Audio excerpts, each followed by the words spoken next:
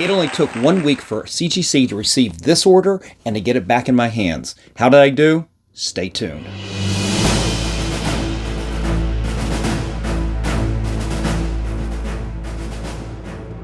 Welcome back, comic book fans. It's Rusty again with Collector Auctions, and I have got an episode for you today. It is a CGC unboxing, but the speed of which this order came back astounded me.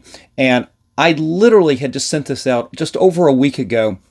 It got to CGC on February 10th. They received it, at least that's when they opened up the box and put it into their system. Today is February 13th. This is me getting this box back today, literally just minutes ago, and I had to open this up before I went to work to see how I did. So let's get right into this. Quick video today, guys. Got the scissors right here. Let's get into this and see what I did. Now, this order right here was only 4 books.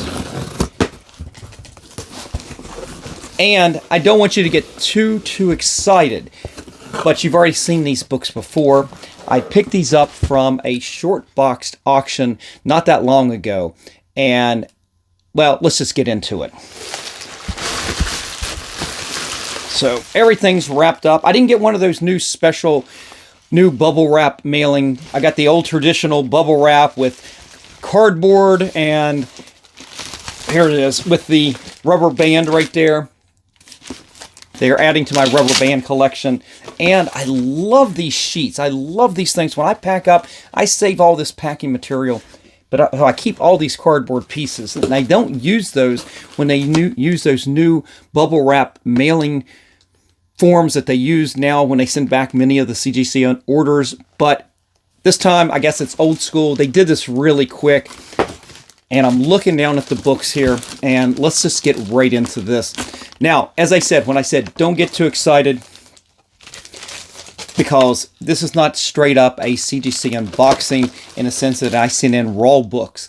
This was a reholder order. And I know you guys are going to be a little disappointed, but there's always that risk that you don't keep the same grade. But the big caveat today is how fast these came back. I can't believe it. Let's take a look at the first one here. I'm not even going to show you. I probably should have held the grade so you could have seen it. But Marvel Fanfare #1 kept the 9.8. The reason I picked these up was I felt like they were good value for what I picked them up at. But I decided to put a little bit more money into them to get a reholder because I felt like the desirability would be increased on these books. They're not super hot. I wouldn't even say hot at all, but they're good comic books to have in the PC. A lot of people love this book. This is a book that I've been getting signed for the last year. I've got Michael Golden. I've gotten Al Milgrom. Who else is on there? Jim Shooter. There was somebody else. Oh, I think I ended up adding Chris Claremont last year as well. And at some point, I want to add Frank Miller, who did the back cover right there. That Daredevil back cover. And the interior front and back cover is all one big illustration by John Byrne and I believe Terry Alston as well. So at some point, that would be great to be able to add them as well. But 9.8s on this. Now, this is not going to get signed. I'm not cracking this one open or anything. And these are not super valuable either. But like I said, I put a little bit of money into it to increase the desirability. We'll see if I can turn around and actually have good resales on this at this point. Or they're going to end up staying in the PC. I mean, luckily there wasn't a big investment, but that is the way it is. Anyway, 9.8 kept the grade on that one. Let's do a grade reveal because I just literally just pulled it up there assuming that I was going to keep the grade, right? Okay, this is actually, let's save that one for the end. That's actually the biggest book in this batch. But I've got 2 from this series. I've got Watchmen #3.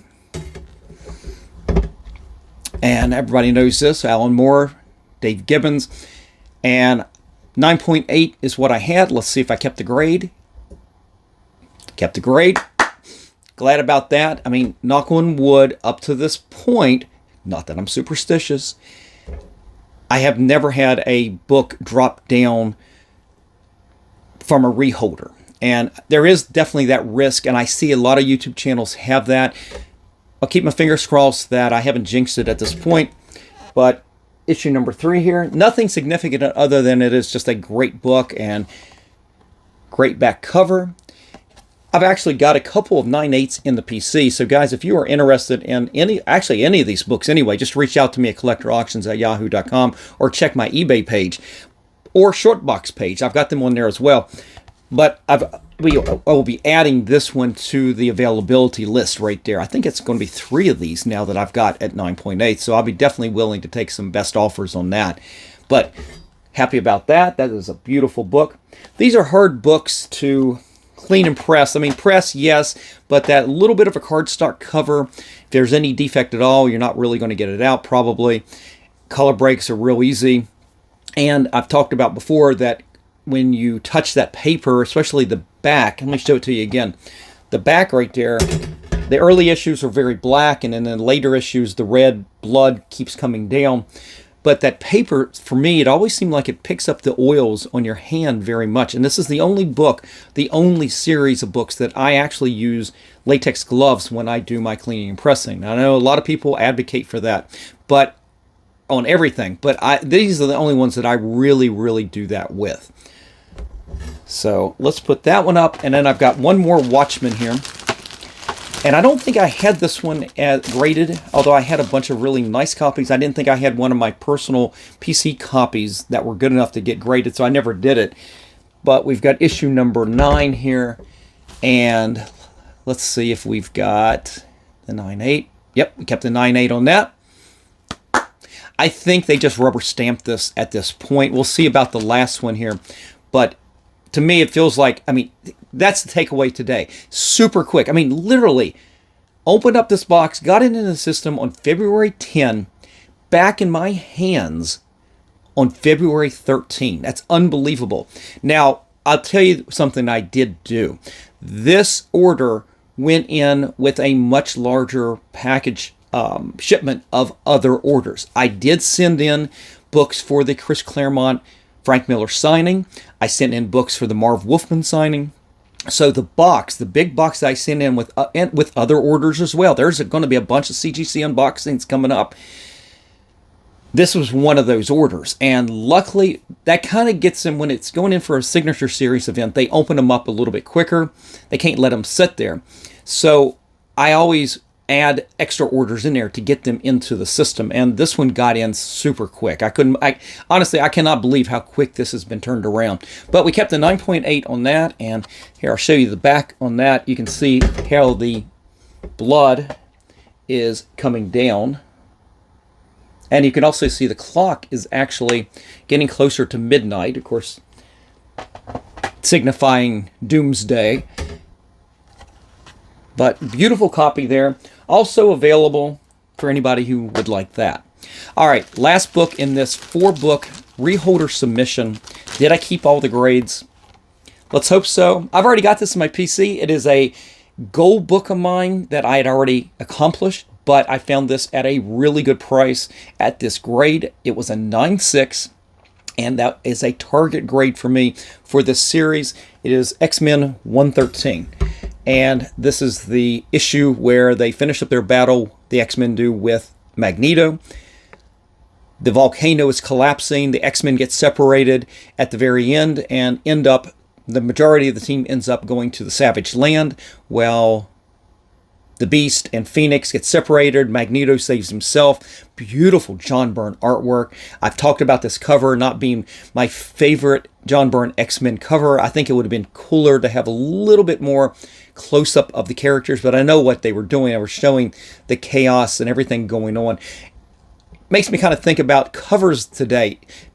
I mean, literally, all the new covers out there today, they're beautiful illustrations, don't get me wrong, but they're beautiful illustrations. They're pinups and things like that. It's very rare to actually get covers these days that demonstrate what's going on in the story. And I don't know where that change was. If anybody out there has an idea of where they think the switch went to having pinup covers versus covers that demonstrated what was going on in the story, let me know what you think. I think that would be a good research topic for somebody. I don't know if I'm even equipped to do that. As much as I love my comics, I don't know if I could actually pinpoint that, but that would be an interesting topic. Anyway, 9.6s on the John Byrne X-Men run, 108 to 143. I was wanting a 9.6 or better, 9.8 on any of these, and I found that the 9.6s for the majority of the books were very affordable. That's why I kept it at that grade. So that was my goal. I'm very close to that. I'm still working on that, but it's on a soft burn at this point. But I'd already got this book, but I picked this up at what I felt was a fantastic price. Let's see if we kept the grade. This was completely a resale book for me at this point. And we kept the grade.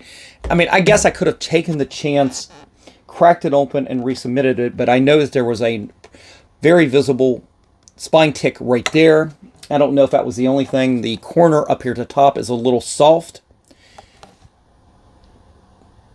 I dare say that I would probably end up with a 9.4 if I sent this in raw at this point. I don't know.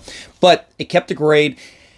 That's it. I feel like we have gotten an order back. I mean, I can't believe how quick. So thank you, CGC, for turning this around. And it does feel like it was rubber stamped. And I guess in this case, I'm very grateful because it kept all the grades.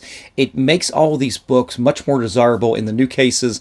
The old labels were old to begin with, but the plastic on the acrylic plastic was starting to fade and it was getting a little dull. So you can tell that on the older cases, but these new cases are crystal clear. They look beautiful and I couldn't be happier at this point. And so thank you, CGC, for turning these around in a very timely manner.